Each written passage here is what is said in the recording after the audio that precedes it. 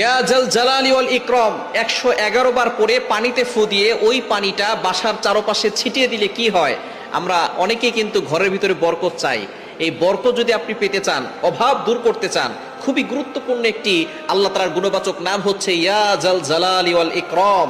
আল্লাহ পাক রব্বুল আলামিনের এই গুণবাচক নাম করে দোয়া করলে আল্লাহ তাআলা সেই দোয়াটা কবুল করেন। এটা আল্লাহ তাআলা নিজে বলে দিয়েছেন। কোরআন খুলেন 9 নম্বর পারা 13 নম্বর পৃষ্ঠার 4 নম্বর লাইন, সূরা আরাফের 180 নম্বর আয়াতে আল্লাহ বলছেন ওয়ালিল্লাহিল আসমাউল হুসনা ফাদউহু বিহা। আল্লাহ পাক রব্বুল আলামিন জানিয়ে দিয়েছেন আল্লাহ তাআলার এই গুণবাচক নাম করে যদি কোনো ব্যক্তি দোয়া করে আল্লাহ তাআলা সেই দোয়াটা কবুল করে নেন, অ্যাকসেপ্ট করে নেন। সুতরাং ইয়া জাল জালালি ওয়াল ইকরাম আল্লাহ তাআলার গুণবাচক নাম, এই নাম পড়ে আপনি 111 বার পরে যদি পানিতে ফু দেন, ওই পানিটা একটা বরকতময় পানি হয়। ওই পানিটা খেলে আল্লাহ পাক রব্বুল আলামিন আপনাকে সুস্থতার নিয়ামত দান করবেন।